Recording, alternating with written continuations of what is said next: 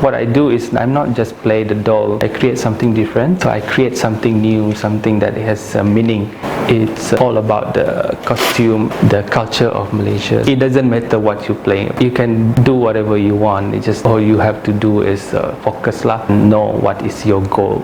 My name is Wesley Juntan from Cebu, Sarawak.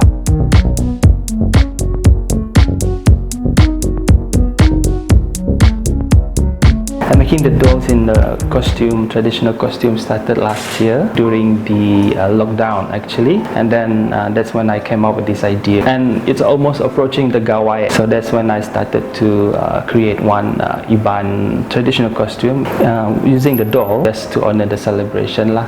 The first post of the doll last May, then I started to sell it on the June until now lah, and then when it's get viral, other people, other friends are requesting more. They want to see the dolls using other costume, their ethnic costume, so that's when I making more and more variety of this traditional costume. Usually I will ask my customer if they have any preference on how the dolls would look like. Give me the example of the pictures of their wearing their costume, or we should say it's a custom made lah. Recreate the client in the doll version. That's the real challenge actually, to create the face. I'm not a professional in makeup things. I would do my best to recreate. It's different for me every time because I have to create a new look. Doing something different is very exciting. I will pay more attention on the costume, mostly because of the details, because really capture or create the real one, so that's what they impress about. Actually, I learned by myself.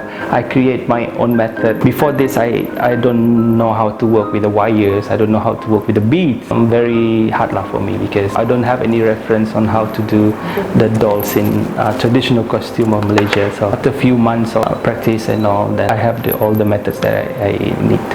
Actually, I managed to got all the materials before the lockdown. After doing my research, then from there, continue with go to the stores looking for the materials such as the fabrics and then the accessories. So I have to look for the smallest bits possible. I scale them to the smallest they can be lah. And then for the fabric like this one, this is the Puakumbu fabric. I get it from the Sarawak lah. I get all kind of. Then here, then I do all the accessories. But during the lockdown recently, I have to reduce my clients' order lah because I cannot get all the materials. Some of them is not available online. Most of my accessories, because they are only available in stores. I lost count already, but I believe it's more than 200 dolls, more than 20 ethnic costume, and 15 ethnics in Malaysia. Not only Borneo, such as the Indians and the Siam and the Malays also. I think for me the most interesting part is learn other cultures and their traditional costume, which is very important to them. I have to make it very clear that it represent their costume and represent their culture. And after I create them, then I share it, included the information of the costume. We do have a lot of other ethnics in Malaysia, or to understand other ethnics or religions, we have to learn, we have to know. I want to introduce this three of traditional costume. Basically the Iban ladies costume.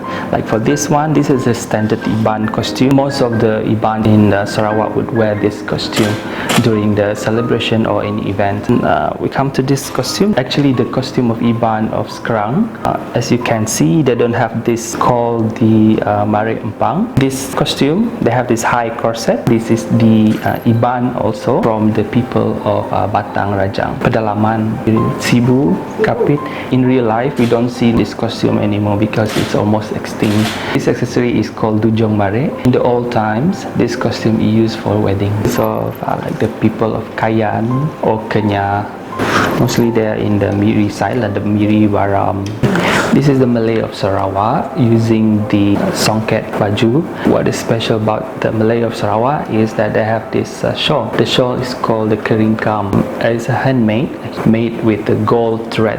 Okay, this is the Melanau. Mostly they have accessories made of gold, and the songket is red.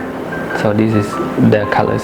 To represent Sabah, I have this kadazan with the style of the gong hairstyle. This is the Iban guys attire, two different Iban. This is the standard one, comes with this gago. They use the garang punya animal like the bear or the tiger, but nowadays we don't do that. So nowadays we use goat or cow. And then this one is Iban from Batang Ai. So they're wearing these two belt crisscross around the chest. This is ilang, like a sword. In real life, it's huge and long, you know. This is kanyalang, bird, and this the hornbill, and it is protected by the government, so we cannot hunt the bird. Nowadays, the feathers is passed around by generation. Not a real event lah. They do like fake feathers, but in the real event during gawai, there's a VIP coming, so we have to greet them. So we use the real one lah. I want to show more to people. I create a few ethnics that almost extinct in the country in Sarawak, like Dayak Salako. Not many people would know that ethnics exist. So what I did is just to expose them to the rest of Malaysia. So that's what is my main goal is lah. By this traditional costume, I think that I could represent the rest of us Malaysia and to unite that, to show the world exactly that how beautiful that our Malaysia is.